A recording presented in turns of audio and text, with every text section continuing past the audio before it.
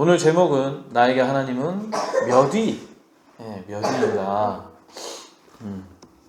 우리 오르나 오벳 계속 앞에서 함께 말씀도 읽어주고 해야지. 이제 글씨 알잖아, 그지? 말씀도 안 읽어주고. 뭐라고요? 겹받침은 몰라요. 하나님 믿어요, 우리 오르나 오벳? 우리 하나님은 오르나 오벳에게 몇 위입니까? 무슨 말이에요? 제일 좋아하는 게 하나님이에요? 진짜로? 어린이 학교에서 1호 보물이라는 사람이에요. 1호 보물? 네, 1호 보물의 하나님? 예수님이야? 이야, 대단한데? 애놀이라고 있는데 수업에서 근데 거기에서 선생님은 1호 보물을 쓰라고 해서 거기에 잘했어요. 네. 나에게 하나님은 과연 몇 위인가? 저도 이 말씀을 준비하면서 굉장한 찔림이 있었습니다. 이 구약 거의 막바지에 다다랐죠. 정말 언제부터 시작했는지 기억이 잘 안 나는데 올해부터 시작을 했는지 작년 말부터 시작을 했는지 정말 창세기부터 이렇게 시작을 해서 구약 막바지에 다다랐습니다. 이제 2주만 지나면 구약이 끝나요. 이 학개와 스가랴가 어떤 내용이냐면 성전을 짓지 않고 무덤덤한 이스라엘 백성들에게 향한 이 성전 재건의 메시지를 담고 있습니다. 오늘 본문도 읽어보면 그렇죠. 그렇기 때문에 우리 교회 성전 건축할 때 이 학개서를 할까 말까 하다가 그냥 순서대로 진행을 했죠.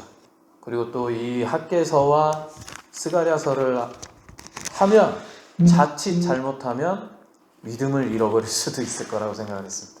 왜? 책망과 부담을 드리는 메시지가 많기 때문이죠. 그런데 우리 교회는 제가 봤을 때 조금 교육이 부족한 교회로 좀 인식을 해요. 저는. 유수상 목사님이 떠나시고 나서 대부분이 다 떠났죠. 그리고 기존에 남아 계시던 분은 우리 박선숙 집사님밖에 없습니다. 과연 이 교회가 교회다운 모습을 갖췄었는가 의문이 들지 않을 수가 없습니다. 그래서 지난주 우리 식사 후에 우리 또 교회를 나가신 어떤 분께서 100만 원 헌금을 하라고 했다라고 그런 얘기를 들었어요. 처음에는 뭐 하지도 않은 말을 하고 그러실까 했는데 그 말을 듣고 나서 제가 참 마음이 아팠습니다. 무엇이 마음이 아팠냐면 경제활동을 하시는 분들하고 안 하시는 분들하고는 또 차이가 있죠. 그리고 어린아이에게 그 100만 원을 요구한다는 것 자체가 그 엄청나게 큰 부담이 될 수 있죠.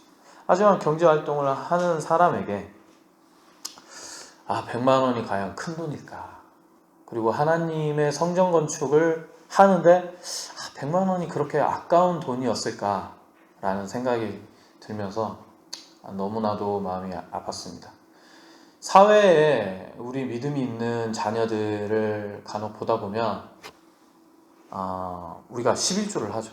11조를 하는데 사회 초년생이 돼서 첫 월급을 받은 그 자녀들이 그 첫 월급을 온전히 하나님께 바치는 행위들이 있습니다. 저도 그랬고요. 그것이 남들이 세상 사람들이 보면 왜 그렇게까지 하냐라고 할 수 있지만 하나님에 대한 믿음과 하나님에 대한 감사와 하나님에 대한 은혜를 알기 때문에 그 직장 자리도 월급도 온전히 하나님께 바칠 수 있는 것입니다. 그러한 것이 믿음 아니겠습니까? 몇 년 동안 신앙생활을 했고 또 얼마나 중천교회를 섬겼는지 우리는 각자 다 다르지만 오늘 학개의 말씀을 근거하여 성도로서의 믿음과 마음가짐을 알려드리려고 합니다.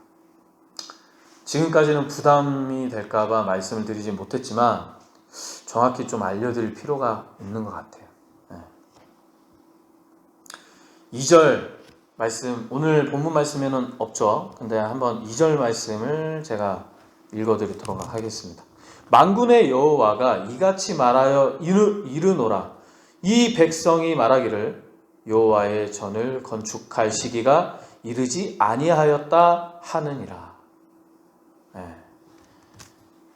하나님께서 이스라엘 백성을 뭐라고 부르시죠? 지금 뭐 앞에 보지 마시고 그 성경책을 보시면 내 백성이 아니라 이 백성이라고 칭하십니다. 평소 같으면 내 백성이라고 부르실 텐데 말이죠. 이미 하나님께서는 이스라엘 백성들을 이미 징계하고 있는 것입니다. 그러면서 백성들이 성전 건축을 하지 않는다는 말이 있습니까? 없습니까? 없죠. 단지 때가 아니라고 백성들이 말을 하고 있죠. 즉 백성들의 우선순위에 하나님이 우선이 되었나요? 안 되었나요? 안 되었죠.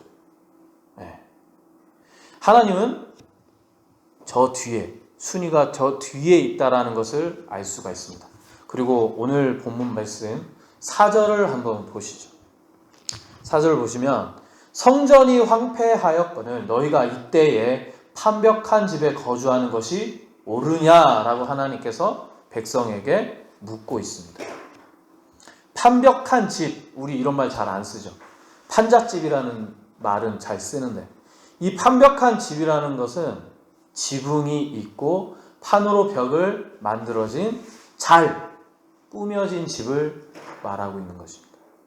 즉 하나님의 집은 볼품이 없는데 네가 살고 있는 집은 아름답게 잘 지어서 살고 있다라는 것입니다. 하나님을 섬기는 백성들은 자신의 집을 아름답게 지어서 살고 있는 것이 하나님께서 맞냐? 네가 지금 그렇게 사는 게 맞아? 라고 되묻고 있는 거예요. 하나님이 직접 호소하고 있죠. 그리고 하나님께서는 이렇게 말씀하십니다. 6절 너희가 많이 뿌릴지라도 수확이 적으며 먹을지라도 배부르지 못하며 마실지라도 흡족하지 못하며 입어도 따뜻하지 못하며 일꾼이 삭슬 받아도 그것을 구멍 뚫어진 전대에 넣음이 되느니라. 아멘. 즉 사람이 아무리 열심을 내어도 하나님의 은혜가 없다라면 채울 수 있다 없다? 없다라고 지금 말씀하고 있는 것입니다. 그 이유는 하나님을 온전히 섬겨야 하는 피조물인 우리 인간이 하나님을 저 뒤로 밀어놓고 자기 배만 불리기 원한다는 것, 그 자기가 하나님보다 우선순위에 있다는 것입니다. 그렇기 때문에 복을 못 받는다라는 거예요. 이렇게 잘못된 우선순위로 아무리 노력해도 열심히 채우려 하지만 채울 수 없는 징벌을 받고 있다라고 하나님께서 직접 얘기하고 있는 것입니다. 그리고 7절을 한번 보겠습니다. 만군의 여호와가 말하노니 너희는 자기의 행위를 살필지니라. 아멘. 소크라테스가 한 얘기가 있죠. 너 자신을 알라. 나를 더 사랑하는지 하나님을 더 사랑하는지 내가 교회에 신경을 쓰고 있는지 쓰고 있지 않은지 하나님께 바쳐지는 그 성물이 물질이 아까운지 안 아까운지 지금 되돌아보시기 바랍니다. 저 역시도 마찬가지고 하나님께서 자기 자신을 행위를 살펴보라고 하십니다. 그리고 8절 너희는 산에 올라가서 나무를 가져다가 성전을 건축하라. 그리하면 내가 그것으로 말미암아 기뻐하고 또 영광을 얻으리라. 여호와가 말하였느니라. 올해 리모델링을 함으로써 하나님께서 이 기쁨과 영광을 받으셨을까요? 안 받으셨을까요? 받으셨겠죠. 왜? 우리를 위한 것이 아니라 하나님을 위한 일이었기 때문입니다. 여러분의 우선순위는 무엇입니까? 자식입니까? 재산입니까? 집입니까? 하나님은 여러분 삶 가운데, 마음 가운데 몇 번째입니까? 제가 이 설교를 준비를 했죠. 이 본문을, 이 말씀을 쓰는데 저 자신에게도 물어봤습니다. 과연 하나님이 내 삶의 첫 번째일까? 너무나도 어렵죠. 쉽게 대답할 수 없습니다. 세상에 많은 교회가 있습니다. 물론 성전 건축이 다 영광이 되는 건 아니에요. 무리한 성전 건축으로 인해서 성도들이 피폐해지고 목회자만의 그 명성과 권위를 위한 성전 건축도 당연하게 있습니다. 그렇다면 하나님께서 기뻐 받으시지 않겠지요. 왜? 우선순위에서 하나님이 온전히 우선되지 않았고 자신이 우선되었기 때문입니다. 하나님은 과연 무엇을 보시는 걸까요? 마음을 보십니다. 우리의 마음, 우리의 신앙. 하나님을 사랑하는 그 마음. 하나님은 그걸 원하신다고요. 근데 입으로만 사랑한다, 입으로만 하나님 감사한다, 그리고 끝이면 안 되는 겁니다. 우리 주중에 손님이 오셨어요. 교회 안 다니시는 분인데 저에게 묻더군요. 교회를 사서 왔냐고 물어봐요. 이거 다 목사님 거냐고. 그래서 아닙니다. 이거 제 거 아닙니다. 이거 다 교회 재산입니다. 뭐 냉장고 이번에 사고, 이거 에어컨 들어오고, TV도 있고, 이거 제가 나갈 때 다 가지고 나갈까요? 아니에요. 그대로 놔두고 나갈까요? 예전에 저기 가주에 있는 교회가 있어요. 뭐라고 말하긴 좀 그런데, 거기에 계시던 목사님은 장로님들하고 약간 트러블이 있었어요. 그리고 나서 예배를 드리려고 성도들이 딱 문을 열었는데 그 목사님은 나간 상태였어요. 장의자가 다 없더래요. 장의자가. 그 목사님이 다 가져갔대요. 그래서 전화해가지고 다시 가져오라고. 그게 목사입니까? 목사지?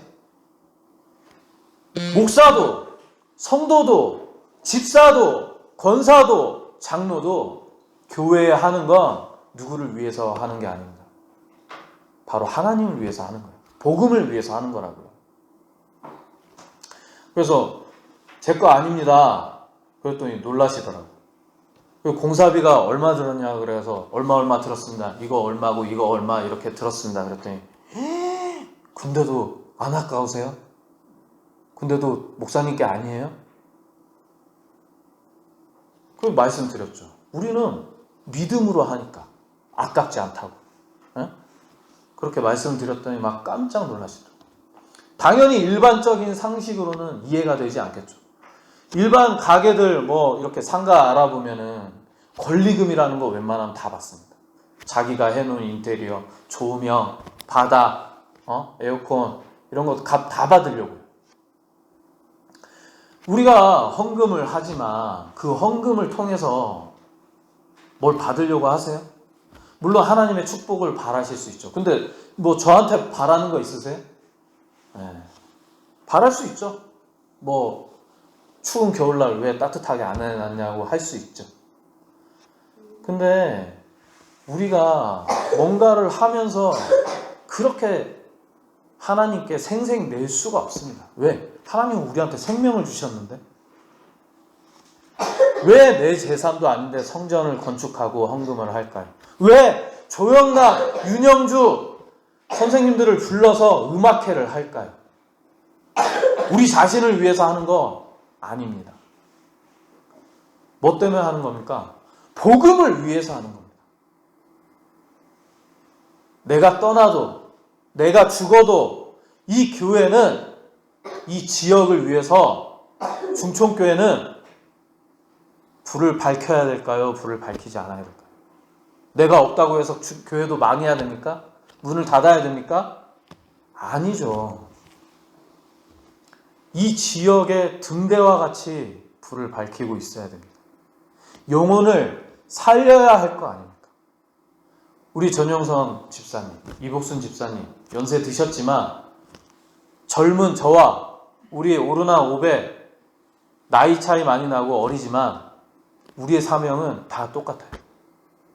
우리 오르나 오베 또 지금 초등학교 다니거든요. 근데 교회 나가자고 얘기합니다. 우리의 사명이에요. 하나님께서 명령하신 부분이에요.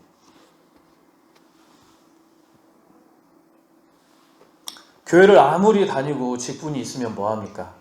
내 삶의 우선순위에 하나님이 우선되지 않으면 절대로 영과 육이 잘 될 수 없습니다. 제가 헌금에 대해서도 그러죠. 부담되면 안 내셔도 된다. 이 진심이에요. 부담되면 안 내셔도 돼. 저는 우리 오르난 오벳한테도 우리 김보라 사모님한테 얘기했지만 1,000원이든 100원이든 10원이든 헌금하라고 합니다.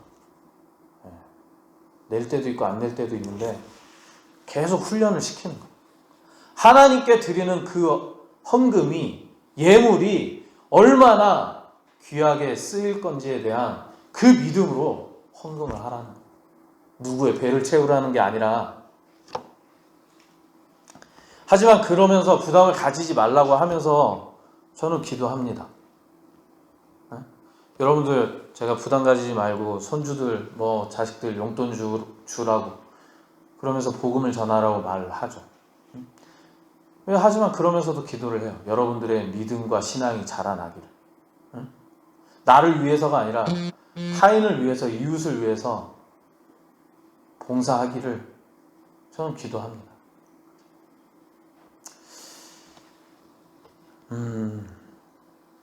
그저 인간인 저의 말을 넘어서기를 바랍니다. 그 넘어섬은 하나님이 여러분들의 삶에 우선되기를 원한다는 말이에요. 세상 교회는 얼마나 많은 헌금이 있는 줄 아십니까? 네? 우리 교회는 저 뒤에 딱 봉투 2개밖에 없죠. 주일 헌금, 감사 헌금, 11조, 성교, 건축 헌금, 부동산 헌금, 차량 헌금, 어린이 헌금, 어버이 헌금, 임직, 매주 감사, 고난주간, 부활주의, 추수감사, 성탄절.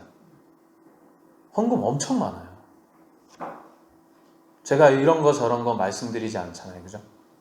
하지만 이렇게 너무 많은 헌금도 문제가 될 수 있지만 하나님께 너무 바치지 않는 것도 큰 문제입니다.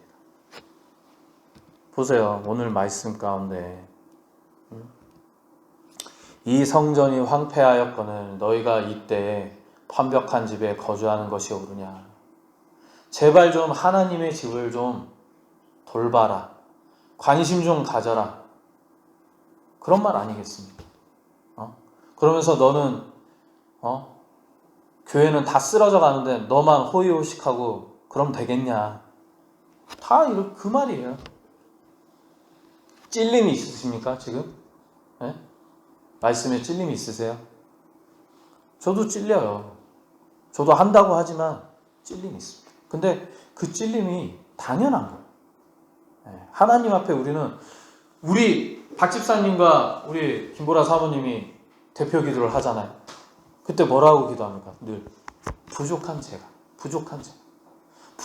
자신이 부족함을 알아야 돼요. 부족한데 하나님이 얼마나 큰 은혜를 내려주셨는지를 아셔야 됩니다. 저도 여러분도 죽을 때 돈 가지고 가는 거 아니잖아요. 주신 분도 하나님이요 거두시는 분도 하나님이십니다. 하나님께 감사를 담아 헌금하고 그 헌금이 교회를 세우고 그 교회를 세우면 복음을 전하고 영혼을 살리는 일이 되는 것입니다. 이처럼 내가 헌금을 했는데 이처럼 귀하게 쓰이면 여러분들 좋지 않으세요? 내가 굳이 뭐 좋은 차를 타고 하나님이 정말 내 사업이 잘 되게 하고 이런 것도 너무 중요하지만 영혼이 살아나는 걸 보는 것 자체가 나에게 큰 기쁨이 되어야 하는 것입니다. 그럴 때 신앙인으로서 우리가 보람이 있는 거예요. 여기 이 자리에서 그 어느 누구도 세상에 내놓으라는 부자는 아무도 없습니다. 1,000원, 10,000원 그 내는 헌금이 뭐 2배를 내서 2,000원, 20,000원 그 교회에 낸다고 해서 교회 크게 달라지는 거 없어요. 사실은. 하지만 없는 와중에도 헌금하시는 여러분의 그 마음, 그 신앙을 하나님께서는 그냥 두고 지나치시는 분이 아니라는 거예요. 여러분들을 축복하고 기뻐하고 영광 받으시는 분이시라는 것입니다. 우리는 복음을 전해야 하는 사명이 있습니다. 그죠? 아멘입니까? 22일 날 복음을 전할 수 있는 정말 좋은 기회. 외부에서 어떤 손님들이 와서 같이 전도하고 또는 제가 그냥 전도하고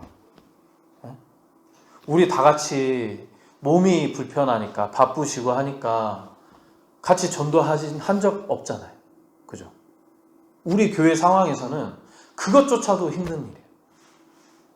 뭐 반찬을 나누고 뭐 이러는 일 그것조차도 힘든 일이에요. 근데 22일 날 정말 좋은 기회입니다. 왜? 우리가 막 돌아다니지 않고 세상 사람들이 우리 교회에 오려고 지금 제 전화기에 평소에 뭐 엄청 전화 많이 와요. 교회를 다니는 사람, 교회를 다니지 않는 사람, 믿음이 있는 사람, 믿음이 없는 사람 할 거 없이 우리 교회에 지금 엄청난 관심을 가지고 있고 오겠다고 계속 전화가 옵니다. 이 얼마나 좋은 기회입니까? 그저 아무렇게 하면 되는가 보다. 그렇게 넋놓고 있지 마시고 우리 함께 주인의식을 가지고 우리 주변 사람에게도 전도를 하고 안 오겠다 그래도 한 번 더 권면하고 한번 와봐. 좋아. 예수님 믿으면 좋아. 예수님이 얼마나 우리를 위해서 큰 복을 내려주시는지 몰라. 이런 말 하시라고. 믿음을 가지고. 그리고 마음을 담아서 헌금하시기 바랍니다. 이거는 제 배를 불리는 게 아니에요. 복음을 위한 거. 제가 정확히 이 말씀을 토대로 해서 알려드리는 거예요. 가르쳐드리는 거예요. 오늘 나는 이 말씀이 당연히 부담이 될 수도 있겠죠. 하지만 우리의 믿음이 이 말씀을 통해서 부담을 넘어 기쁨이 되길 소망합니다. 이 교회는 내 것도 아니요 우리 것도 아닌 하나님의 것입니다. 이게 바로 올바른 신앙입니다. 저 역시 너무 부족하지만 이 말씀을 여러분들께 전하는 것 자체가 너무 부끄러워요. 하지만 말씀을 지키려고 노력합니다. 목회자로서 성도님들께 교육하고 가르쳐야 하는 제 의무도 있습니다. 하나님을 내 인생 최우선순위에 놓는다는 것은 사실 말처럼 쉬운 일이 아닙니다. 하지만 늘 하나님께 간구하고 하나님께서 우리에게 필요한 것을 주시는 분임을 여러분 믿지 않으십니까? 네? 그리고 그런 분임을 잊지 마십시오. 이러한 분을 최소한 우리가 하나님을 가족처럼은 가족같이는 생각해야 되지 않을까요? 그리고 가족처럼 사랑해야 되지 않을까요? 가족은 어떻습니까?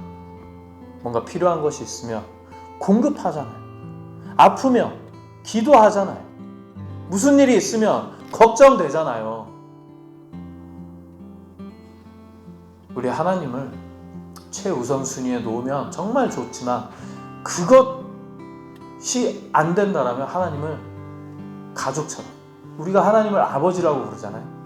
아버지처럼 생각하고 믿으시기 바랍니다.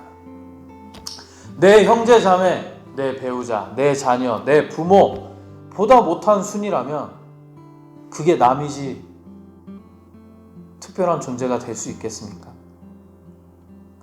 특별한 존재도 아닌 분에게 축복을 바라고 은혜를 바라는 것 자체가 이치에 맞지 않는 것 아니겠습니까? 우리 함께 하나님께 올려드립시다. 내 마음을 올려드립시다.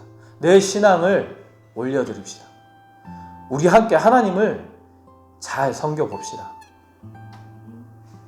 교회를 관심 가져주시고 사랑해 주십시오. 우리 함께 하나님을 우선순위에 놓고 하나님 나라와 복음을 위해 노력하며 하나님을 기쁘게 하는 백성으로 거듭납시다.